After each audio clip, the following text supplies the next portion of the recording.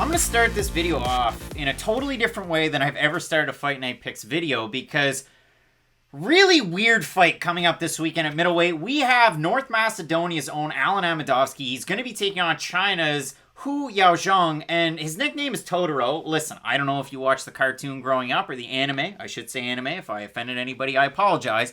I actually quite enjoyed it. Watched it in my teenage years. It was pretty good, but for Yaozong, this guy has one of the weirdest records, and he's overall one of the weirdest fighters to be in the UFC. And if you don't believe me, we don't have to look very much further than his record. He's 3-2 overall, lost his 2 fights in the UFC. Of his 3 fights that he won on the Chinese regional scene, and I have them here for you, the opponent's combined record was 2-4 at the time, and his last win was December 2nd of 2016.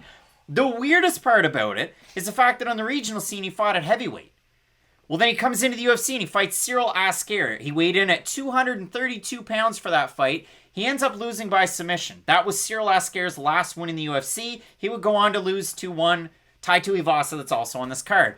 So then Yaozong decides, I'm going to move down to light heavyweight. Weighs in exactly on the nose at 205 pounds. Fights Rashad Coulter, who weighs in at 208 pounds. They have him knock him out, drag him out type of fight. It was very close.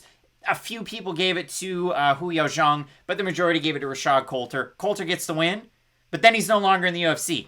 So Yaozong, his last fight was against Rashad Coulter, and I wrote it down here because the first fight was on the Bisping-Gastelum card. To give you an idea, it was November 2017. The next card was November 2018. That was the last time we saw Yaozong in the octagon, almost 3 years ago. Now, the weirdest part about it is, he has that first fight at heavyweight. The second fight, he weighs in right on the middleweight limit. This fight is at middleweight. This is his first ever fight at middleweight. So I don't know if Yaozong is China's Jared Cannonier. Maybe the power is going to carry. If you go to the UFC site, they consider him a striker. If you watch him fight in his regional scene fights, which there's 3 wins, but the quality of opponent isn't great, he mixes in wrestling with his grappling, and he has decent striking, but his cardio wasn't very good. The one thing I want to say about him, Matt, before I hand it off, and it is a bit loaded, so bear with me a little bit. This is going to be your nugget. If you show up to a party on the weekend, if you're sitting at T-Mobile Arena, this is what you can tell your friends. So Yaozong's been 3 years away. He's been training with Li Jingliang and China Top Team. If you look over on his Instagram, there's nothing. Yaozong's not an Instagram guy. But if you go to China Top Team, you can see him drilling his wrestling. And he kind of looks a little cut up at 185. Like, physically, he does look really good. I know even in his debut, Dan Hardy and the crew were kind of saying, hey, he's a small heavyweight. Yeah. But this is where it gets really weird. So what I normally do if it's a fighter that I'm not overly sure of, or if it's a guy like Yaozong, I took the characters next to his name on Tapology. I threw them into Google. I translated it. I read an article from Sohu.com. Now, again, realize that this is translated, but I'm going to read directly from it. I'm going to pop it up on screen. He said, and this is a quote, again translated, I think the middleweight is more suitable for me regardless of size, strength, or other aspects, will have some advantages. Yaozong told reporters about the reasons for the change. He emphasized that his recent preparations have been good, so on and so forth, but although the strength will definitely be smaller than the weight before weight loss, I don't have any discomfort now. He continues on to say, I've received his help from Li Jingliang. That's great. Then you scroll down a little bit more. Due to visa issues, Yaozong's coaching team will not be able to travel with him this time, and the date of the Chinese Giants' entry to the United States has been postponed to July 6th, which means that 5 days before the game, the time difference is I have to overcome the problem as much as possible. The trip indeed is a bit rushed, but there is no way I also want to go early.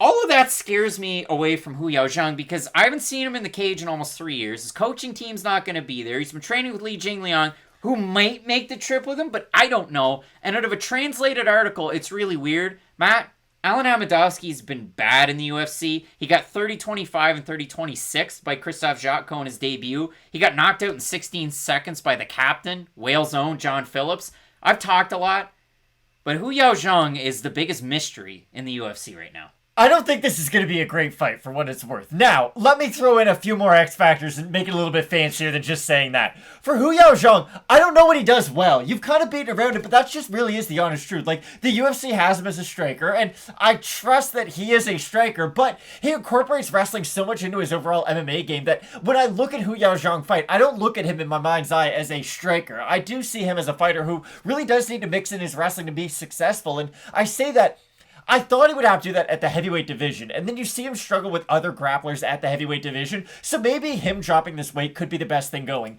It does worry me a little bit, because the thing about Jared Cannonier was that he just lost fat, really, when he went down from heavyweight to light heavyweight to middleweight. Like, Jared Cannonier is as muscle-filled as a fighter can possibly get. He's basically a bigger Paulo Costa, to be completely honest, and but the one thing he never talked about was that he was going to lose strength as he was cutting the weight. He never lost muscle. He always kept the one thing that made him special, even at the heavyweight division. And for Yaozong, it does concern me a little bit that he has openly said, like, hey, I've had to not only lose fat, I've had to lose muscle as well. Because if he is a fighter who is going to have to go in there and get the takedown to really open up his offensive game, I don't really know if he's still going to be able to do that at middleweight. And it is weird because he will be the bigger fighter against some guys, but when you do let go some of that muscle off of your frame, I don't know if he'll always be the strongest fighter. So I don't know if Yaozong is a fighter who, wow, he used to fight at heavyweight, now he's a middleweight. Wow, he's going to be so much bigger than guys. I really do see this as just being his weight division. Like, when he was at 205, honestly, he looked like a 205er. What you had mentioned,